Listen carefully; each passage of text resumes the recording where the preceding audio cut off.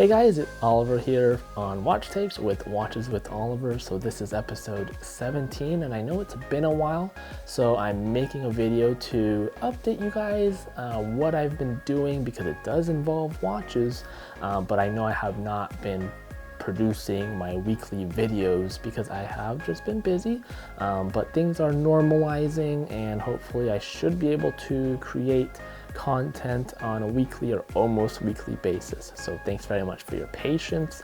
Real quick guys, if you guys haven't already, please subscribe to my channel. I really appreciate it. I love conversing with you guys and being able to improve my videos based on the feedback you guys provide me. So I consider all thoughts and all ideas because you know, I want to help create better content. So I really appreciate it if you subscribe. So before we get started, let's go ahead and see what watch I have. It is my Caravelle transistorized right here. I replaced the battery, so it is finally keeping good time. A little bit of these transistorized movements, Accutron, if they're not keeping good time, if the time just seems a bit slow or really, you know, not keeping time, check the battery. I noticed with these transistorized and Caravelle, or I'm sorry, and Accutron watches, if they are not keeping time, the batteries are obviously getting low in voltage, but they don't just stop working like quartz, they just keep bad time. So easiest thing is to replace the battery and then go from there. So I have this on a NATO strap and I really like it. It's a versatile watch. It could be fun, it could be dressed up, dressed down, but it is a Saturday, so I figured why not, let's have a nice chill watch on the wrist. So what have I been doing? So the last 3 weeks, I'm finally getting back just into the swing of things again, because about three and a half weeks ago, I did participate in a 48-hour event by the 100 Mile Club. So what's the 100 Mile Club? It's basically a club that's dedicated to fighting child inactivity for the schools. So as you guys know, nowadays it is easy to not get so much physical activity. What the 100 Mile Club does is it promotes activity by basically walking or running with a goal of up to 100 miles within a school year. So this is catered towards elementary kids and I believe maybe intermediate, but I know for sure elementary kids, and there's many schools participating in this club.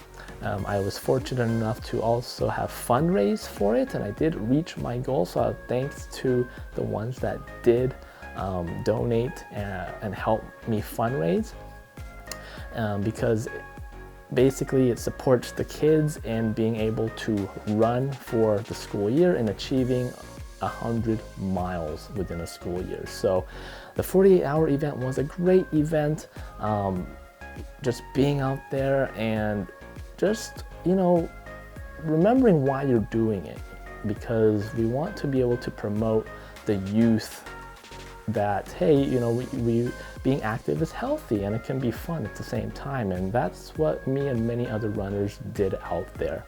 And like I said, we also fundraised money for the program as well. So my personal goal was 100 miles, which I was able to achieve. I actually got 111 miles done within 48 hours. So thanks for everyone's support for that. And I, you know, again, I really appreciated all your words and all your donations as well. And so what does that have to do with watches? So during the run, I wore this watch right here. So this Bulova Oceanographer. Now, why would I wear this watch versus, say, a Garmin or a Coros watch, right? Because those have GPS, they've got elapsed time, calories burned, heart rate, yada, yada, yada, all this technical information that might be vital when you're doing physical activity. Well, don't fret, I did have that watch, but it wasn't like, it wasn't on my wrist, it was just basically in my pack because I strapped the battery pack to it because I needed it to last for 48 hours while tracking with GPS, which it did. But I wore this watch because I wanted to create memories. I wanted to create a history about this watch. You know, with mechanical watches, there are no batteries, there are no electronics in it. It is purely something that is crafted, created with precision to the best of the human ability.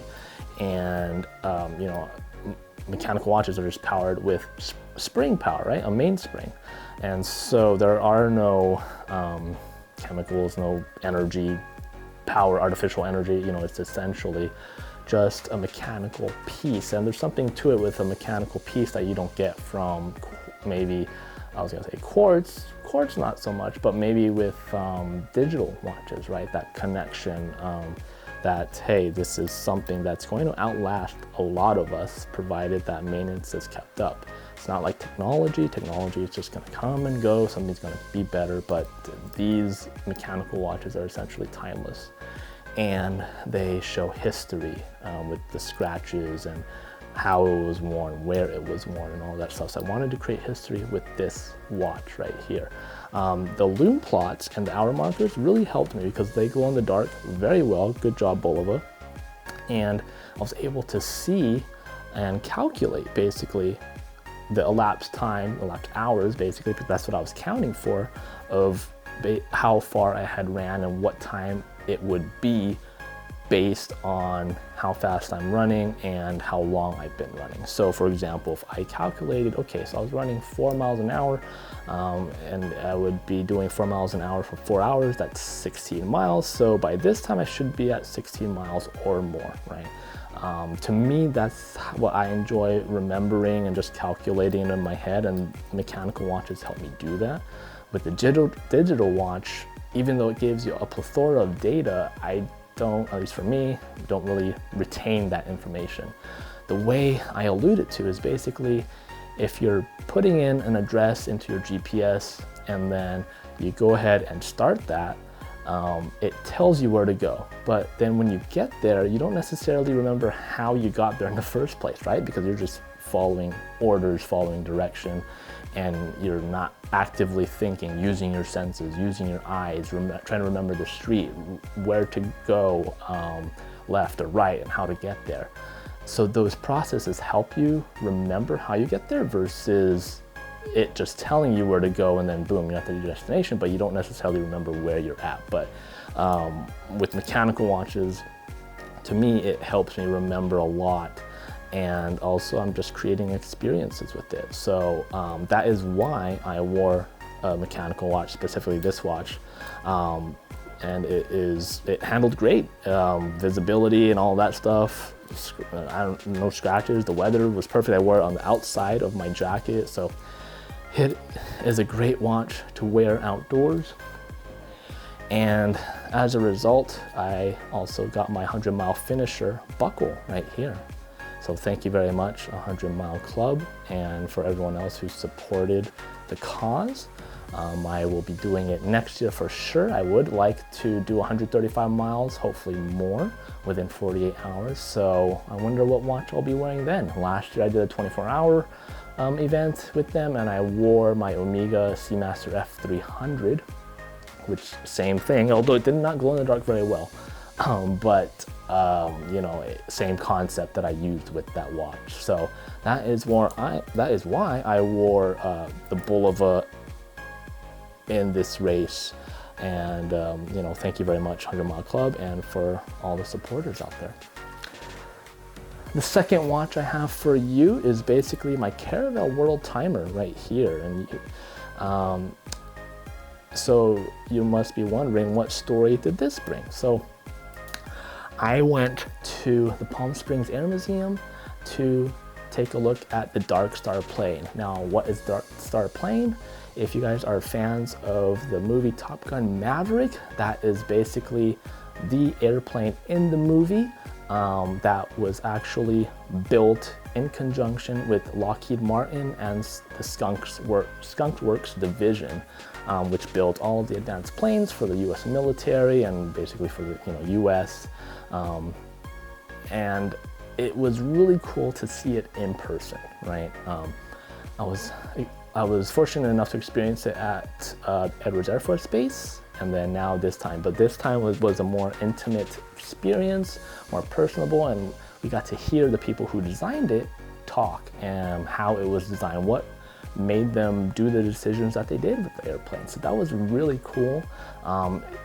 I might not get that experience again. I don't know where the plane is going now after this. You can go visit the Palm Springs Air Museum, but I'm not sure if it's available to the general public because it is an event-based thing where you can only see the plane. So, you know, feel free to go ahead and call them, ask to see if it's open to the general public during museum hours, but I know I won't be there for much longer, and I don't know when the next event is gonna be. But if you really love the Top Gun Maverick movie, you know, that was a sight to see because it was featured in the film. So you probably ask, well, what does this watch have to do with the film? Well, I mean, it wasn't in the film or anything. However, this is basically like a pilot's watch. It tracks time zones in many different cities all at the same time. So unlike a GMT, which tells you the time zone in 2, maybe 3 different time zones at any given time, this traveler's watch, basically, or world timers, by just adjusting the bezel, you can tell the time from multiple cities all at the same time. So as a pilot, if you're going hypersonic and super fast, you know, time can instantly change based on where you're at in the world. But at least with a watch like this, you can take a look and see what time it is in 12, 14 different time zones all at the same time. So that is why I wore this watch. This is my Caravelle World Timer from 1969. I have not done a review on it yet, so definitely expect it in future videos. So that wraps it up for story time. That's what I've been up to. Training for 100 miles and more is definitely not an easy task. It does require long hours during the weekends, and a lot of the weekends I did dedicate towards running. So now that's kind of tapered off a little bit. I do still have some long runs, but definitely not as long as 100 miles or a 48-hour event. So I should be able to create content on a more consistent basis. So hopefully you guys enjoyed this video. That's basically what I've been up to. That was story time. You know, I'd like to hopefully do maybe more stories about stuff like this, but we can get back to reviewing more Caravelle watches and Bulova watches as well. Thanks very much for watching. Go ahead and give this video a thumbs up if you liked it. Put a comment down below. Subscribe to my channel. Check me out on Instagram on Watches with Oliver, or my other running page if you guys are interested, Run with Oliver, for more running content and information. Anyways, I'll see you guys later and take care.